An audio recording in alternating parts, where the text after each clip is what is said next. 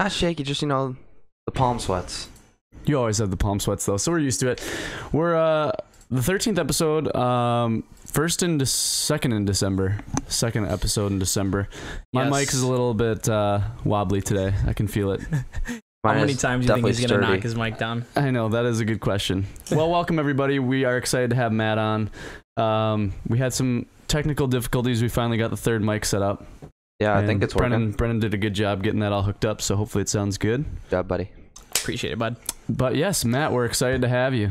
Yeah, I'm glad to be here. Good to be here. What'd you do today? Anything fun? I cleaned up the dog poops, changed sheets on my bed. Did he poop in your bed? Not today. Oh, that's nice. But I think he's getting out of his puppy stage here, so no more pooping in the bed. Yeah, how has Remy been doing? Oh, he's a bear.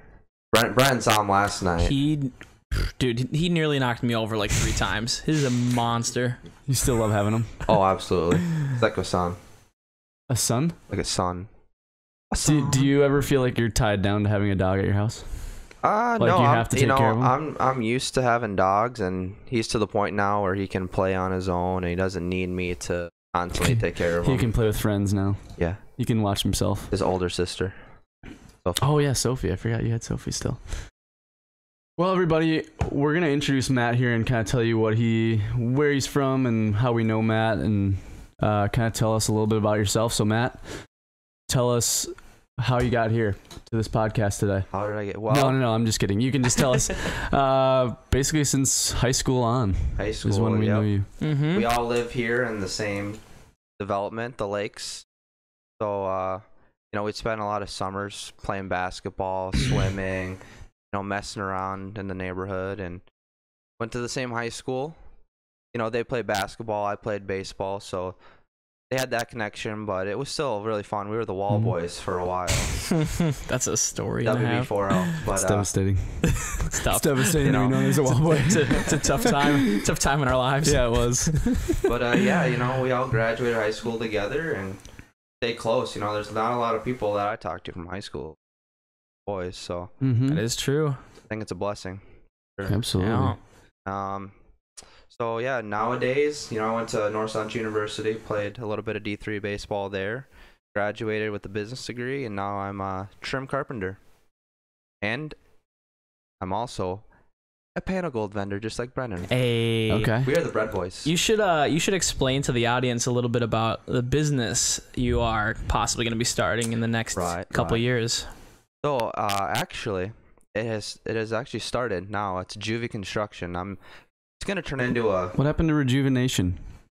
Rejuvenate, repair, and remodel services. So that's incredible.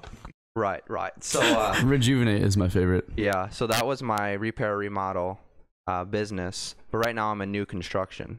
And once you start, they're totally different things. Once you start getting into the business aspect of it, insurance and what you call yourself. So right now, sticking with Juve Construction. I'm an assumed name, and we that's what we do. We do carpentry and new houses. So loving getting better at it, and eventually, I'll be a full-time contractor. Wow, dude, that's awesome. So you have employees under you too, possibly. Eventually, a few years, like you were saying. So I do need a logo. So if any of you guys know how to do logos, hook him up. I know Brennan's the boy for the hookups, so I got you, man. I know people. Sweet. Yeah, dude. So a couple years down the road, there's a very big possibility you have a couple employees then. Yeah. Dude, that's awesome. Making the money, making the rules. That's right. Handing out the paychecks. Love it. And this line of work, being self-employed, you get to have your own schedule. That's you awesome. create your schedule. You're not tied down to a 9 to 5 or 8 to 4 job, or you're driving down to Eden Prairie. Burnsville. Still from Blaine, that's quite a hike. Truly. Working those set hours. I like the freedom that I have right now. It's good stuff. Yeah, that's awesome, dude. As long as you enjoy it, man, because there's a big difference between people that, force themselves to go to work every morning and just dread every single second of it. And I've definitely been there. But then, when you can tolerate something and you enjoy certain aspects of that job, I feel like it's very important. Absolutely. It's very important for your lifestyle. in my opinion. Kind of like what you're doing here, you know. Oh, 100%. I don't even consider it work. I mean, it takes work to get it out to an audience, but I love doing it, so it's not considerable work for me, but I enjoy it, so. I mean, what's the old saying? Love your job and never work another day in your life. Yep. It's true. Beauty. How are you boys? Matt, I know we've talked about it, Brennan, but are you looking to move out of Blaine anytime soon? I would love to right now, but you know, school loans coming up and just getting started off with this job. As soon as I'm financially there, I'm out. And I'm looking, you know, the plan is to buy a place, you know, maybe a foreclosed home or a house that's a little run down, and I'll be able to move in, fix it up. Build it up. Hey, there you go. So with the skills and knowledge I know now, but I'm still learning, you know, buy something cheap and fix it up, baby. Fix it up while I'm living there and sell for big bucks, hopefully. Love it. Love it. So you want to move into a house right away? Right. You know, especially with having I plan on always having a dog. You know, I think getting into an apartment or a townhome, dog, it's a little tricky. And I'm someone who loves a yard. Yeah. And not feeling like, you know, here in the lakes, you're in the backyard, you feel like everyone's looking at you. Yeah, I don't like that. Bit, it's hard to, you know, shoot guns or. So you'd like something more, well, maybe like with a couple acres or something like that? Yeah. Get some big old, hey, there you go. Some land. Right. I like it. And now you guys can come up there and shoot guns. Good stuff. So you'd look more in the countryside. You never want to live in the city. No. I lived in the city during school in Minneapolis, and sirens going off all the time, and just I don't know, too many people. Too many people for you. I think, yeah. Dude, I want to live in Uptown for a while. Yeah, you mentioned apartments and prices and stuff really like good, that. Yeah, there's some good priced apartments. And right that would be a little closer to work for you. Very close. Okay. It'd be like 20 minutes. Oh, I mean, mean, be really nice. That is huge. That's a huge difference because I mean, then you can kind of, you know, take your time a little bit in the morning, not have to feel rushed all the time. Not wake up at 5:30. Yeah, you must feel rushed every single morning? Not really. Really? Not rushed. Yeah. I wake up, grab a little brekkie, get into work, make a little brekkie there. I eat like a bar when I leave, get there, make some toast, get my day started with a little cup of coffee and some reading. Nice. And then I'm good to go. Awesome, dude. Then I'm good to go. But yeah, I definitely don't want to drive for that much longer, but I'm going to have to. Yeah. Sometimes, hey, first jobs, you have to. You have to suck it up with some stuff. Live at home as long as you can, because that way you can. I'm living there till I'm 35. 30. Well, you know what's crazy is we're all driving the same cars from high school.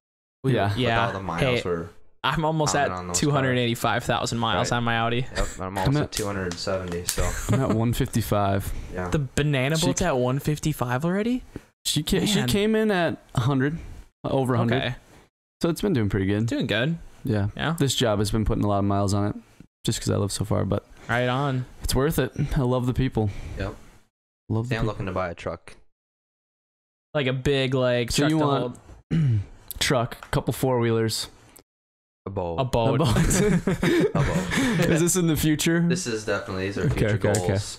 I don't see all these things happening in a couple of years, maybe next decade or so. But what kind of boat do you want? Like a speedboat or a fishing boat or a river boat? So it's a jet, not a jet. Pretty sick. The guy I work with got one of those. Be up in 3 inches of water and just playing over stuff. Oh yeah. My coworker just got one. It's so dirty. Yep. It's a fully camo. It's for he uses it for duck hunting. Right. And I'd want a John boat too. 10, 12 footer. Go hunting or. For sure. You got it all planned out, bud. All I need is the money. Yeah, there you go. That's a big factor. It's a big piece to the puzzle, but I like it. Thinking ahead. Good stuff. Well, Matt just got back from Honduras trip, and I haven't heard anything about it. Yeah, he hasn't heard much. He hasn't seen you since you came back, I don't think so. I have not. So tell us a little bit about it. Yeah, definitely. It's kind of hard to come back and describe the whole experience because such a different culture. Not many people are able to relate to a place like Honduras. But it was a place where there was a water project that needed to happen. We went to a village that doesn't have sustainable water source. So through an organization called Agua Viva, they were one of the candidates for a village that was able to have an American team come down and help build this water source. So the village was Las Pitas. They were way up in this mountain in Honduras, and pretty treacherous road up there. I rode in the back of a pickup truck the whole way up there. It was crazy. But yeah, they purchased a water source, and once they were able to do that, then the team came. We helped dig trenches from the main water source in the village to all the homes. Gotcha. And it was such a blessing, you know. In America, the pace of life is so quick. It's so fast. You know, I didn't have my phone, I didn't have my wallet, I didn't have a car the whole time down there, and I speaking a different language the entire time. Different language, and I never, you know, really missed, you know, having a phone, having a car, having my wallet. Just being down there was so different, but it was kind of soothing. You know, not having the fast pace. And as soon as I got on the plane, turned off airplane mode on my phone, it went down 10% in like 30 seconds for all the notifications. I could just feel the rush of, you know, that American lifestyle. Just rush back and like, oh, I'm not ready for this reality yet. Being there for a week, you know, you think, how can we change that much? But the relationships that you build with the villagers, and just you start getting accustomed to the weather and the lifestyle. They're definitely one of the stronger people I've ever been around too. You know, they're digging trenches, they're hauling water on their heads. They're all farmers, and it's crazy. All their agriculture, when they plant their beans and their corn. You know, here in America, it's a flat land for miles. They're on a mountain, so all their crops are on the side of a mountain. Mm-hmm. So when they're planting, when they're harvesting, you know, they're trying to get as much as they can because that's their income, but also try not to fall down the mountain. So, you know, it was crazy. It's awesome. I would definitely go back. What was the coolest experience that that you thought was amazing, but maybe someone else didn't notice, or they weren't around? Well, when we were working, digging the trenches, I was, you know, beat red in the face, sweat. I had already sweating through my clothes, you know, because it's a higher humidity closer to the equator. And these Honduran workers were just going at it. And I'm sitting on the side of the road trying to chug my water in the shade. And I looked down the road, and all the other Americans were doing the exact same thing. You know, they're all struggling to just get energy. But all the workers, the villagers, you know, were barely sweating. And it's crazy. Just going for, I was wearing gloves. They weren't wearing gloves, and their hands were just that tough. Way more that they tougher. didn't have calluses. And just the strength. You know, it was one thing I noticed was strength of the people. Compared to Americans, it just seemed like we're a weak race. You know, physically, not mentally, but just physically. Would we be able to make it if we didn't have electricity or running water? Or all our little things that we think are necessities. That's interesting that you say that. I listened to a podcast one time where it was talking about, are humans getting too comfortable? Because you wake up, you get to check your phone, you're in a heated house, you get to take a hot shower, you have everything you need. And it was a thing, it was a podcast about making you tougher. And the first thing you should do every morning, this podcast said, is you get up and you take a cold shower. Because it wakes you up. I've done those. Yeah, I've done those too, and I tried it for like a week at the Y. And you get up and you're just like, this is gonna be the worst thing ever. Once you have that comfortability of having a warm shower and everything you could ever want, like going back to what could have been, like you could have been pouring cold water on your body, and that could have been. I just thought it was really interesting, and something that you brought up right there. It's like you have everything you need here. You don't have to worry about anything. Toilets, yeah. You know, one of the first things we get, not even when we got back to America, when we got to the airport in Tegucigalpa, which is the capital of Honduras, one of the first things I did is I went and used a real toilet. You know, just a stall that had walls. Did you use it in the airplane? Even in the airplane, you have a bathroom. Yeah, you can flush. You know, we were using latrines down there. It's a little tiny brick building with steel sheeting as a roof. You get a worn down wood door, and there's no lights in there, so it's super dark, and you're sitting on this cement cylinder. And I would recommend not looking down that cement cylinder with your headlamp. I accidentally did that. But it was quite the experience. I thought I could make it a whole week without going number 2, and yeah, right. you're eating beans and corn and so like every meal, and it's like, there's no way I'm making it a week. No so shot. I put the bandana over my mouth, went in there, and like, this is it. I got to do it. Yeah. So did you build any relationships with the people, like individually, or was it more stuff in a group? Funny you say that. Yeah, so the last night we were there, they throw a little bit of a fiesta or party for us as a thank you for coming down and helping us out. And a couple of guys on our trip that went down, they knew Spanish. And I took Spanish in high school. Pepe and Bernardo or something. Bernardo got sent to the corner in that class. And then I was Mateo, which is funny. They called me Mateo down there. But did you think you were back with Donaldson? I did. I'm Donnie.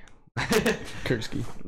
So, the last night I was really trying. I was frustrated because there's so many things I wanted to tell them and express to them, but I wasn't able to. But I was with another guy in our group, and he knew Spanish, and there was a bunch of young Honduran guys. We were all sitting around in a circle, and broken Spanish, broken English, back and forth, and we were just able to have a conversation.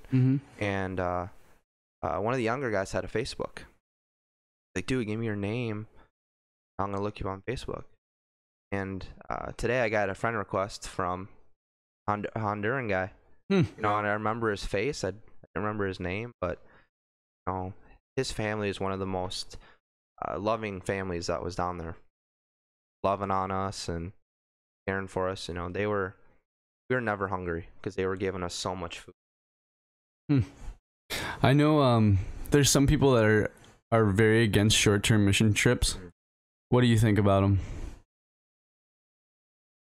Depends on why you're going down there. I think if you're going down there to give them items, that they're gonna think, the Americans are coming, we're gonna get a bunch of free stuff. We were very intentional about not giving anything.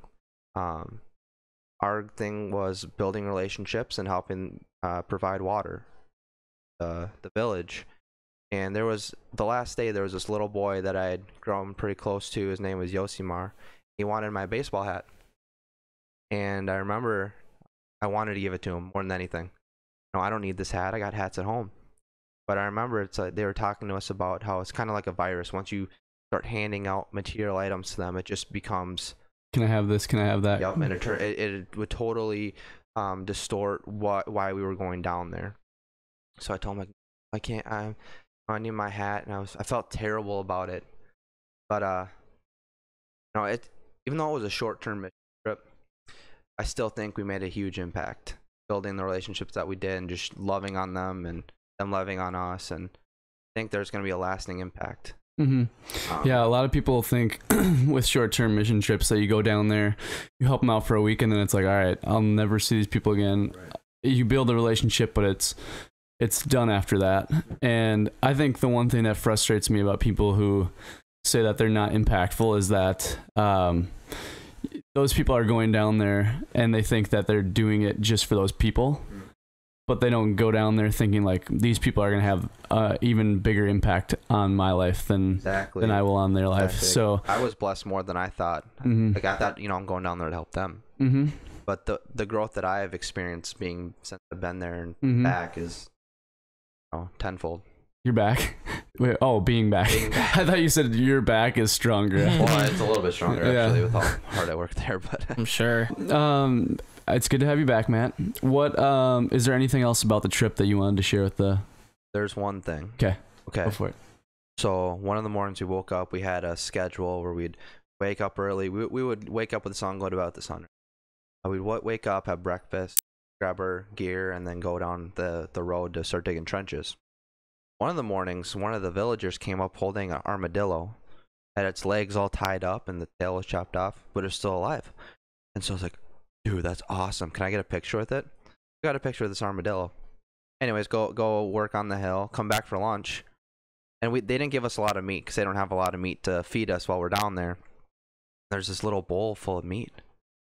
Like, they're giggling at us, like, all the women who made the food, and we're like, what is this? The armadillo. And I'm like, I don't even care. I want meat. I'm craving meat real bad. I want something with flavor. I was eating it. It tastes kind of like pork. It's awesome. Armadillo, huh? So eating armadillo is actually pretty good. I'd recommend it.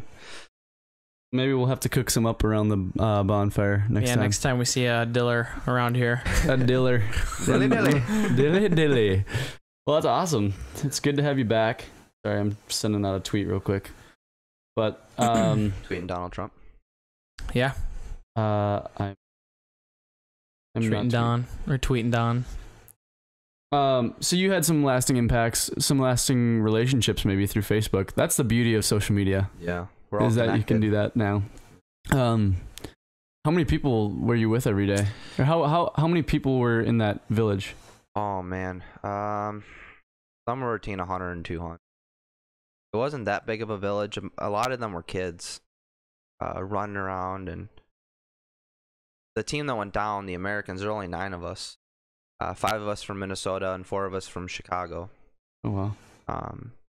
There was only 1 female that went, and I couldn't imagine going down there as a female, with the showering and the bathroom situation down there. But she was younger and she was pretty survivalist, so she did good.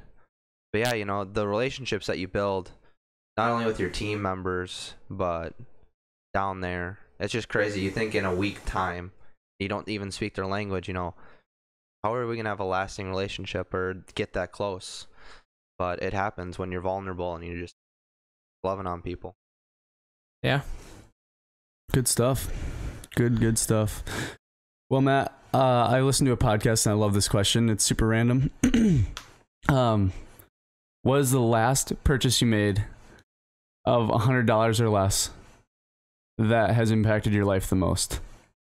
I think that is one of the coolest questions. $100. It's so hard to think about. I have no idea what mine is. Remember. I still haven't thought of mine. That's made an impact? That has had the biggest impact on your life. Oh, the biggest. Oh, jeez. Give me a second.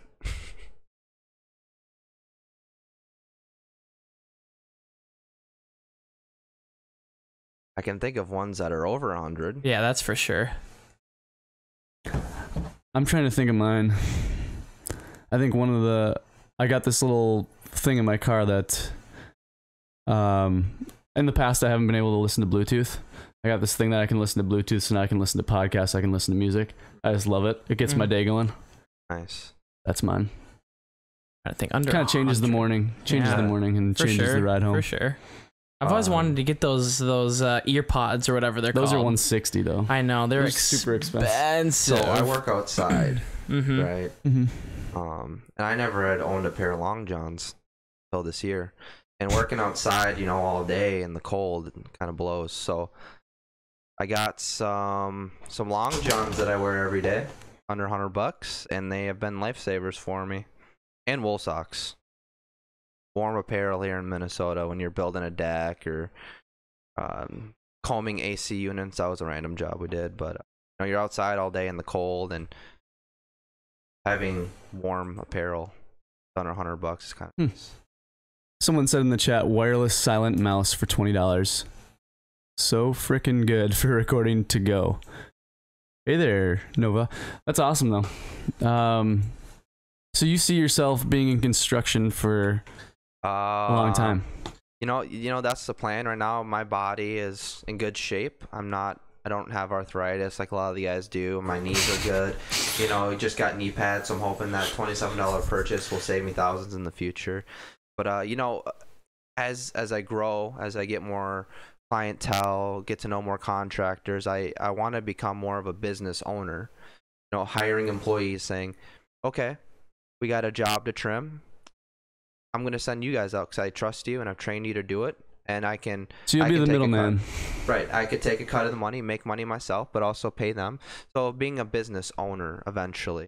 And, I love doing the work. That's why I do it right now. So... Have you ever thought of getting on TaskRabbit? Have you heard of that? Never heard of that. It's an app where people within your neighborhood, or I don't know if it's your city, they'll put up like an issue they have in their house, and TaskRabbit basically connects you with someone who can complete that job, and then you get paid for it. Sure. So it's like... So it's a handyman service deal. and not just handyman. It's like whatever you need done. Like if someone, so I think that's a pretty sweet thing to get started out on, because you start crushing that, and you kind of build a huge base for yourself. Yeah. So the only thing with going in and doing small handyman things inside someone's home, you usually charge an hourly rate. And if it's something that takes you, you know, an hour or two, this might sound a little outlandish or outrageous, but talking to some guys in the industry, they charge about $70 to $95 an hour just for something small, if it's only going to take them an hour or so, because they need to make that money to come out there, the tools that they bought, the knowledge that they have to fix something. Unless it's like a full day project. That's why it's kind of like you're paying an arm and a leg for some of these people to come. Services. On TaskRabbit, they set the price, so whatever they're willing to pay, someone is going to be willing to come in and do it. So, and most people are price driven, so you know the cheapest is probably what they're going to go with. Yeah, exactly. Whoever they can find. I mean, a lot of those jobs on TaskRabbit aren't like huge jobs, and they're just looking for someone who can come in and fix it. Yeah. I was looking into this the other day. An Uber service, basically like an Uber style business for garbage pickup, like Uber style, huh? Like on demand garbage pickup. Like, hey, I need my garbage picked up right now. Like the once a week. Instead of the once a week, like, hey, it'd be bigger for commercial businesses. Like, hey, we have all this crap. If someone has like a bunch of garbage, you're like, come pick call it up. someone up, boom. That's a good idea. Yeah, we looked into it, and there's already an app out there that's in like testing right now. It's got $11.7 million poured into that app. Wow. I was like, man, I was just behind the curve. Wow. Just behind the curve. That's crazy. I thought it would be so cool. Some of those simple ideas that are making the most money. That's so one true. Of them. That's why I think that is what TaskRabbit is. It's like, hey, we need a job done right now. Who can do it? Boom. Or we were talking about Postmates earlier. Postmates. Need food? Boom. Call someone, pick up your Chipotle for future, you. Man. You know, the apps. Anything that right now convenience. You know, I think that's our generation loves convenience. That's what every business is built on now. If you look at Amazon, it's like, why are people using Amazon? Because you can instant. Because you get it in 2 days, free shipping, it's cheap. The one click buy. I've done that on accident. I've had to cancel because like I was just searching. Shoot. The thing with like people in America now is that they just want instant satisfaction all the time with everything, whether that's going out to eat, they want their food right away, or wanting to get something online, they want that as quickly as possible. You know, kind of going back to what Matt said earlier. Rick, I just had it in my head. Talking about the pace. Yeah, the pace of America. It's like everyone thinks they're way busier than they are, and they plan themselves to be way busier than they should be. And so, boom, I need my food now. I don't have time to go out to a restaurant. I don't have time to do this stuff. You always have time to do something, I feel like. You make time for the things that matter and the people who matter, though. It's all about priorities. And yeah. I just don't think... Yeah, I think there's a time for me, I get way too wound up in it, where I just need to sit back and be like, all right, I'm not talking to anyone for the next 2 hours. I'm just going to chill by myself and put my phone away. We need that. Everyone needs that, because you'll just go insane if you're constantly doing something every hour you're awake. You know, you just need some time. Like for instance, yesterday, I was not feeling like streaming for more than like I streamed for 5 hours still, but I was just like, I don't want to stream anymore tonight. I'm gonna take the night for myself. And then I went to go hang out with those guys last night. We just took a chill night. It was nice. So he's just balancing things is what I struggle with on a daily basis. Just balance in general. Yeah, someone just commented in the chat from Europe saying they take time for the experience of it. So like I've heard this too. Like European lifestyle is a lot more laid back, and they kind of just go with the flow and whatever happens. Ours has to be like, whenever someone asks how they're doing, everyone has to say like, I'm busy. Like that's just the American culture. It's like, if you're not saying you're busy, then you're not working. It's like, that's not true. I just try to be as genuinely honest with people because yes, I could be busy a lot of the time, but other times I'd just be like, I'm just really not feeling like doing this right now. So I try to be as genuinely honest as I possibly can, because that way, people are like, there's no way he's busy, or, he's not going to be busy every single time I hit him up. You know what I'm saying? Yeah. And just think of the health consequences of being busy all the time. If you're busy all the time, you're probably stressed out about something. And we see like in the older generations of like just like the medications they're on and probably smoking cigarettes all the time. But you know, just those things like the stress because of the busyness, the stressfulness of that go. Yeah, for sure. One thing that always blows my mind is the tobacco business. Like that will always be booming, and it doesn't make sense because it's not convenient. You typically have to go outside to smoke. It's And expensive. it's expensive. now, like more than ever. But then the more I thought about it, I was like, wait, this is convenient. People are taking this instead of stress medication. They're just going out to smoke cigs instead of having to pay for medication. So it makes sense. That business does make sense. It's just it's not chilling out at all. I think it has actually gone down a little bit, hasn't it? Yeah, I think us like the millennials, we're more health conscious. Before we even started, we were talking about. I just know a lot of people going on diets now. You got everyone's going on diet. I have Uh-huh. never seen. Here's the thing. I've never seen so many 20-year-olds on diets in my life. Right. Ever. And I don't really go to the gym, but when you're at the gym, what's the demographic there? Very young. Very young. Millennials, probably, most likely. We're But just then more you see health some like conscious. 40 and 50-year-olds scattered in who are like dedicated. They're some pretty jacked 40 and 50-year-olds. My dad, he's been going to CrossFit for almost 5 months now, and he's just after it 3-4 times a week, just getting after it. But going back to like, I guess more health conscious. I think this is when I was starting to work at Verizon, like my first couple months. I just noticed like that was the whole vaping era when everyone started. I was like, why are people blowing smoke in the mall? I was thinking to myself, why they're vaping? They're like, it's like vapor coming out of their pen.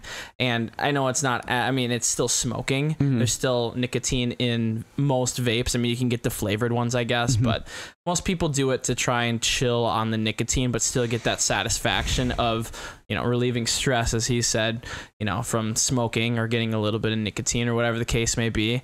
And I've never seen so many people vape like in my life than like this year as compared to when I was working at Verizon almost 4 years ago. I barely saw it, and it was just kind of coming up, and I was like, what is going on? What are these things? These like 16-year-olds are in the mall puffing clouds. It's like crazy. It's unreal. I know. The last thing I'd want is to have to, if I came home from work, I always see this on my way to work. It's a guy in Minnesota in negative weather with his window rolled down smoking a cigarette. I'm like, crazy. The lengths people go through. As far as people go to smoke a cigarette, Addiction, it's like, you are crazy to me. I would never, ever, I like my heated car.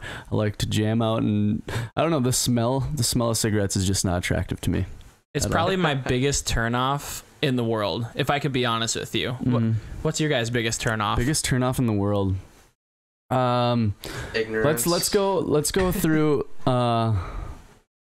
Yeah, I want to go through like pet peeves too. Pet peeves. All right. I have a pet peeve when I'm eating, that if someone is either chewing with their mouth open and talking, and they spit a little food out.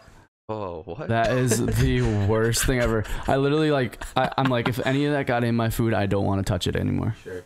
That's just, I don't care what kind of food it is. It can be piled up and I'll still eat it. It could be mixed together. I'll still eat it. But the second someone spits on my food, it's like all of that is, it could be the most gourmet restaurant ever. I'll be like, no. Another pet peeve of mine is dirty ears.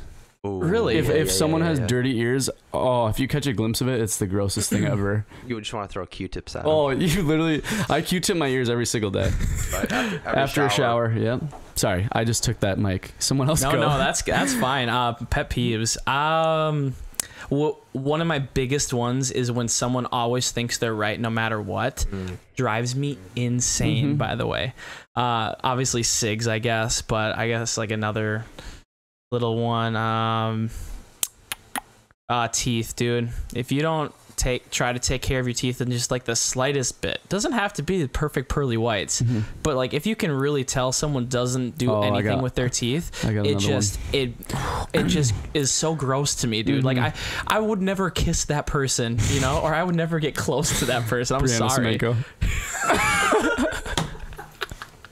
Throwing major shade on the potty tonight, boys. Another one of my pet peeves. Sorry, Rubber Band. Another one of my pet peeves here is, and they can't do anything about it really, but when girls have hairy arms.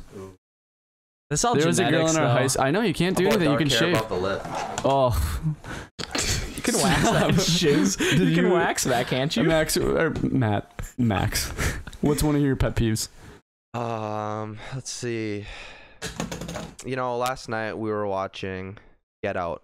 I don't know how many people, but I know this one. There's just the ignorant white people who are still racist.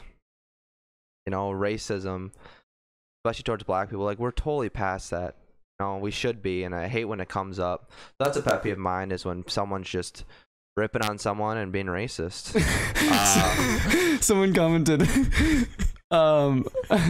hair above the lip. What lip are you talking about here, bud? Mouth. I know one of Matt's pet peeves because I've been in a movie with him once. I went to, I think it was Star Wars or something. Oh, it was definitely The Hobbit. It was The Hobbit. It was The Hobbit, and it remembers. was just the intro scene. It was like the Hobbit screen, or it was a preview or something. And Matt and me and another kid were talking, and Matt just kept shushing us every 10 seconds because we'd be whispering and we'd be talking a little bit in the theater. He's like, he'd be shushing us, making sure we didn't get a peep out. I was just at Thor 3 with my family, and no, it's Justice League. It's Justice League. And I looked over at my mom, like, Mom, turn your phone off. It just bugged me that her screen was on. So I guess still, you know, in a movie, like, dude, you're here to watch a movie.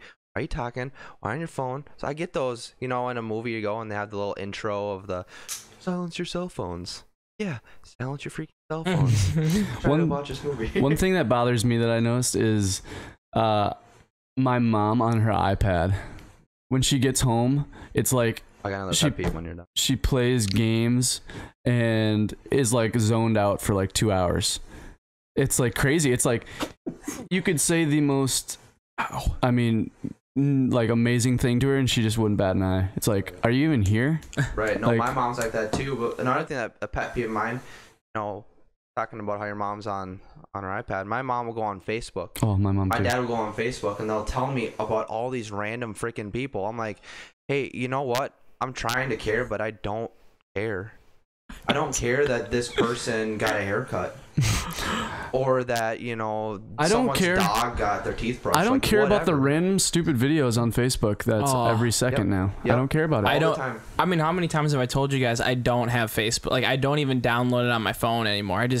I don't have time to just like look through nonsense like that. Gamers. I mean, someone said, Fuse Fight Stream said, my biggest pet peeve is when a teacher gets a little too close when explaining to you, or when they're talking to another student and they shove their butt in your direction. Don Olson.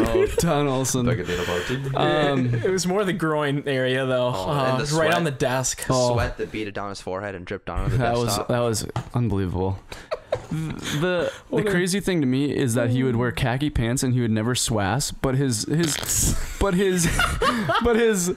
forehead would be like puddles. I think he had puddles in his ears of sweat, and it was crazy. Goodness gracious! His glasses didn't slide off his face. You know? It was literally like should have had some windshield wipers on. For those of you who don't know Donald Olson, the greatest comparison I can give you is Ned Flanders on The Simpsons. He's like identical. The exact identical. If he was a Simpson, he would be Ned. Looks wise. Nova in the chat said when people are on their phones constantly at a restaurant. That's a big one. That is a big one. I feel as if when you sit down and if you looked around in like in a 360 degree angle or whatever, you see at least two people on their phone. Right. You know, I try, like, if I have to respond to a text at that moment, yes, I'll, you know, get taken care of. I'll put it in my pocket. It's, you know, converse with people, talk. You don't have to like sit there and just not eat your food and just, it's a social aspect. Yeah, you know? and I think people are uncomfortable with socializing. Sometimes 100%. They don't know. So you have your phone, you turn your phone on, you kind of close yourself off. It's a comfort. It's a safe zone. And I think it's just too convenient. You know, we're talking about convenience. It's so convenient to close yourself off and have your phone out. That's why you see you're sitting in a room, a restaurant, and half the people are on their phones. One guy said, pet peeve for me is when people are walking and look at their phone and they want you to move. So when you're walking down the street and they're looking at their phones, and they want you to just move around them. You know what you do Yep. with them? You push them. You literally push them out of the way. Push them out of the way. It's one way to go at it. I mean, A little bit, but it's all right. Boys, that's 45 minutes already. For the live viewers, so make sure you guys, whoever's listening to the podcast or watching this on YouTube, make sure you tune into the live broadcast, because we do Q&As every Saturdays at the end of the live broadcast only. So any closing thoughts though, Matthew? Any shout outs, any social media plugs, anything? Do you want to drop a question of the day or anything? Anything To leave the people with? Well, we talked about pet peeves. That was awesome. So tell me, would you guys rather live in a really hot and humid climate, or a climate like Minnesota where it's freaking cold and it's negative degrees? What can you deal with better? Cold. Hot or cold? Cold, because you can actually go outside, whereas let's say if you live in Arizona where it's 120 degrees outside, you can't go out in that. I was in Arizona during summer, during July, and I was out there I just walk into stores, and it was the craziest thing I've ever experienced. It was instant sweat. Describe the heat in Arizona, because I feel like people get it mixed up with like dry heat or just straight like hotness. You know what I mean? Arizona is completely dry heat. So it's literally the sun beating down. It's not humid at all. So you don't have anything kind of cooling you down. It's just straight dry heat. You hop in your car, and your car is the hottest I've ever experienced walking into a car. You know, when your car is hot here, it's like, yeah, it's hot. You go to Arizona and you get in your car after like 15 minutes, it's like your dog would pass out in... My brother, he goes to Grand Canyon University, which is in Arizona. And it was funny, he was back home for the summer, and our summers get pretty humid. He's like, I would rather be in Arizona with the dry heat than up here in this weather. Really? He feels like down there he can deal with the dry heat better. Here he's like, I'm sweating through my clothes. I guess I've with all never this lived humidity. down there. I mean, that's crazy. Humidity is... The thing about Arizona, though, is... Well, he doesn't live there during summer, right? So that's the nice part about it. If you're there during the 115 degree days, it was like, I don't want to be outside. But I'm sure it's gorgeous there during school year and that, compared to when he's here in summer. In a pool during the school year. That's epic. When the metal seatbelt part hits your skin in the summer, yeah, that's the worst. Well, I guess it's time to go into the Q&A portion. Yeah. Any closing thoughts though, Matt? Dude, I love doing this. Yeah, it's good stuff. If you ever a time where you need another yeah, dude, you're always welcome on the potty, brher. And I love you viewers, by the way. Brian's got some pretty good viewers. We do what we can, you know. And I need a logo. Just throwing that out there again. Yeah, Matt needs a logo. Juve Construction, JC, I guess would be the end. Okay. Go from there. All right. What a beauty. Love it. So I think that's it for just the portion of recording. So for those of you just listening, make sure you guys tune into the live broadcast. We do little Q&As at the end of them off recording on Saturdays. But yeah, thank you guys for tuning in to the podcast. We do appreciate it very much. As always, this has been Brennan and my co-host Trevor. And I'm Mathew Juve. We will see you guys in the next one. Peace out. Peace.